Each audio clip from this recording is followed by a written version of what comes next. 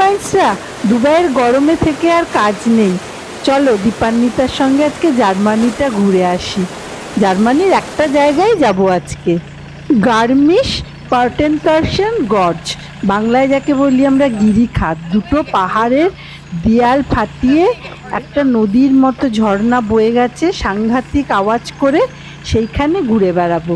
এই জায়গাটা হচ্ছে জার্মানির সাউথে, অস্ট্রিয়ার সঙ্গে বর্ডারও আছে। মিউনিক থেকে খুব সহজেই যাওয়া যায়, ট্রেনে করে বাসে করে। আমরা ট্রেনে করে গেলাম। মিউনিক থেকে ট্রেনে করে 1.5 ঘন্টা ট্রেন জার্নি করে গার্নিশ বলে একটা জায়গায় এসেছি। এখানে একটা নদী বয়ে চলেছে, ছোট্ট পাহাড়ি ঝোড়া,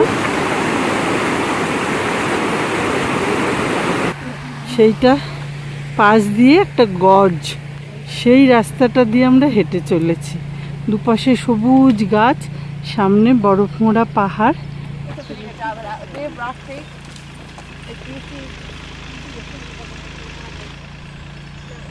চারপাশটা এইরকম।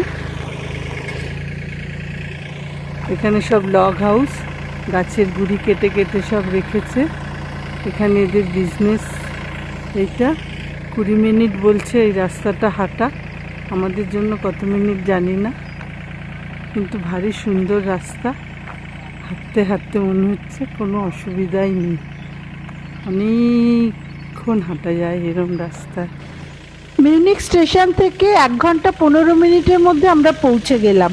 এটা 15-20 মিনিট নয়, 20 মিনিটের মতো হাঁটতে হবে ওই প্ল্যাটফর্মের কাঠের তক্তা বাঁধা রাস্তাটা দিয়ে। সেটা কিন্তু একটা সাংঘাতিক এক্সপেরিয়েন্স। সেই এক্সপেরিয়েন্সটাই তোমাদের সঙ্গে শেয়ার করি। গর্জনের মধ্যে ঢোকার আগে বলে রাখি, এখনো তোমরা যারা আমার চ্যানেলটা সাবস্ক্রাইব করোনি, সাবস্ক্রাইব করে ফেলো, অন্যদের সঙ্গে শেয়ার করো, ভালো লাগলে লাইক দিও প্লিজ। কি দারুণ একটা জায়গা। এখনই সব গল্পগুলো বলে নিচ্ছি, কারণ এরপর এত আওয়াজ যে তোমাদের কোনো কথাই হয়তো কানে ঢুকবে না। এই যে গর্জটা, না না কেভ মানে কি ওইরকম গর্জ। আমরা সরু রাস্তাটার মধ্যে দিয়ে যাব, 40 মিনিটের যাতায়াত। চলো আমার সঙ্গে সঙ্গে তোমরাও চলো।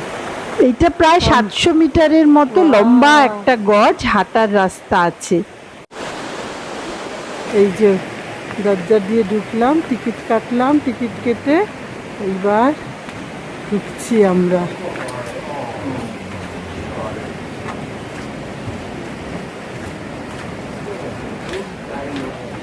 চলো, অন্ধকার ভেজা পাথরের মাঝখান দিয়ে দিয়ে জল পড়ছে টুপ টিপ করে, তার মধ্যে দিয়ে আমরা চলছি। এই যে জানলা পাথরের, অন্ধকার। এইবার এসে গেছে খোলা জায়গা, মাথায় জল পড়বে সব, বি কেয়ারফুল, টুপি পরে নাও।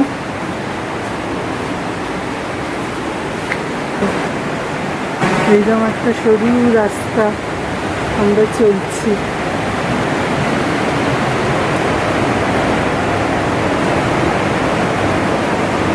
রাস্তাটা ভেজা, পাথরের মধ্যে থেকে চিড়িয়ে চিড়িয়ে জল পড়ছে। দেখো কি দারুণ জায়গাটা এনেছিস বাদি।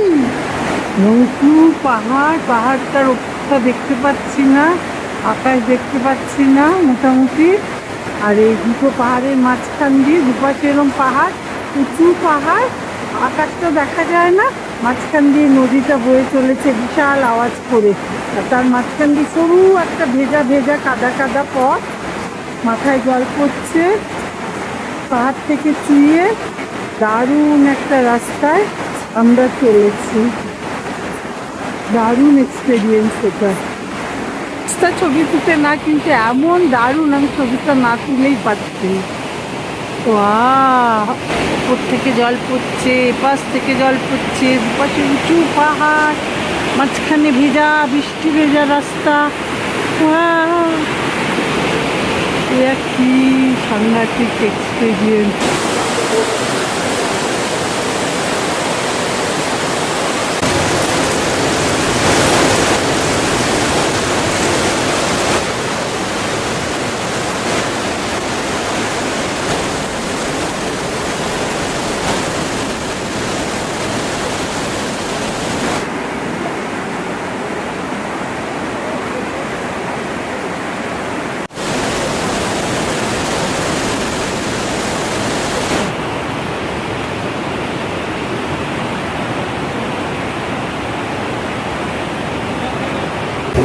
উপর থেকে ফলসের জল পড়ছে, নিচে এই যে রেইনবো, অপূর্ব একটা রেইনবো তৈরি হয়েছে। উফ, কি দারুণ! ওইখান দিয়ে জল বয়ে আসছে করে, সামনেটা এইরকম রাস্তা।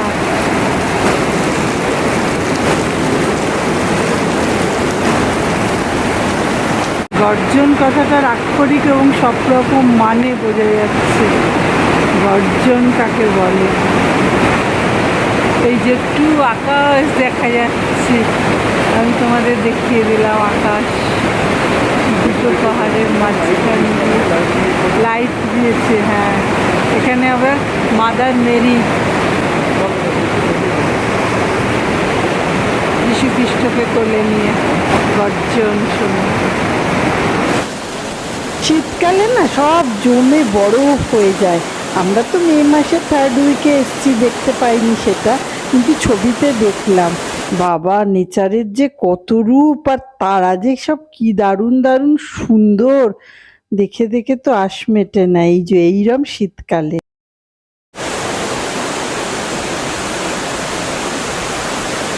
চূড়া পর্যন্ত যাওয়াই মুশকিল। দুটো পাহাড়, তার মাঝখান দিয়ে গর্জ নদী দুরন্ত বেগে চলেছে। এটার গর্জন রে বাস! ততক্ষণে একটু সূর্য দেখা গেছে। গর্জকে সাথে নিয়ে পাশের রাস্তাটা দিয়ে হেঁটে হেঁটে খানিকটা ভিজে ভিজে আমরা এসে পৌঁছলাম একটা ওপেন জায়গায়। আমরা গর্জটা পেরিয়ে এখানটায় এসছি। এখানে সব পাথরের ওপর পাথর বানিয়ে সব বানানো রয়েছে, দারুণ ইন্টারেস্টিং একটা ব্যাপার। এখন আমরা সেগুলো করছি, আমি ছবি তুলছি। তুই তো সবার উপরে হয়ে গেলি রে, সবার উপরে মানুষ সত্য, সবার উপরে ইন্ডিয়া সত্য হয়ে যাচ্ছে তো। আরে বাস, একটা সবচেয়ে বড়টা মনে হচ্ছে মিল্টন বানালো, দারুণ। তালিয়া, সব বাচ্চা লোক তালি দাও। দেখি বাবিদেরটা কই, বাবি আর বাবির বাবা। ইন্ডিয়ার ফ্ল্যাগ দেবো একটা। কেমন লাগলো তোমাদের? দারুণ এই গর্জটার ভেতর দিয়ে যাওয়ার এক্সপিরিয়েন্স। এইরকম সব ব্লগ নিয়ে তোমাদের সঙ্গে সবসময় থাকতে চাই। আজকের মতো টাটা।